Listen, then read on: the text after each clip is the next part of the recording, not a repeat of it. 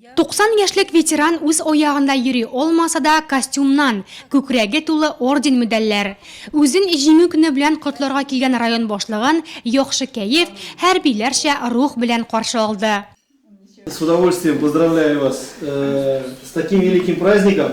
Я вам хочу пожелать только несколько слов. Здоровья, вот на ногах, чтобы вы постарались быть. Спасибо. Здоровья, ладно? Большое спасибо. Остальное все у вас есть. Александра Ивановна сугышта элемтәче була.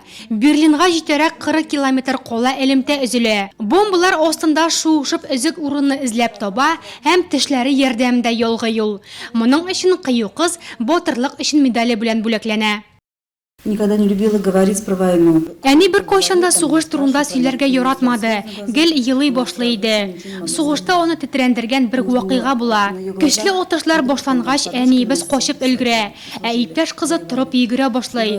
Шунда көчле шартлау нәтиҗәсендә аның башы өзелә, ә ул башсыз килеш чабуын дәвам итә. Әлеге картина гомер буе әниебезнең күз алдыннан китмәде.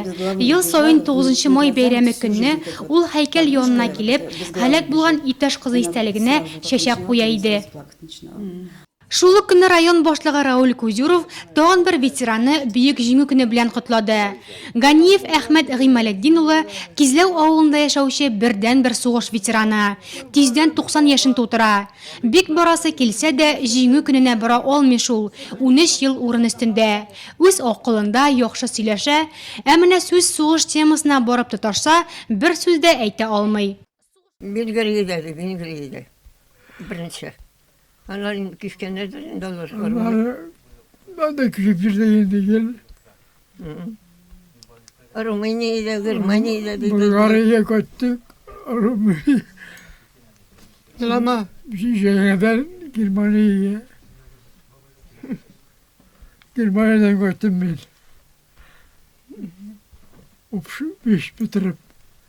Яшьлектә төшкән фотосына карап, шул чакларны кайтарасым килә дип көрсенеп тә алды ул. Рауль Ефраимович белән Әхмәт аганың 90 яшьлегендә очрашырга сүз куештылар.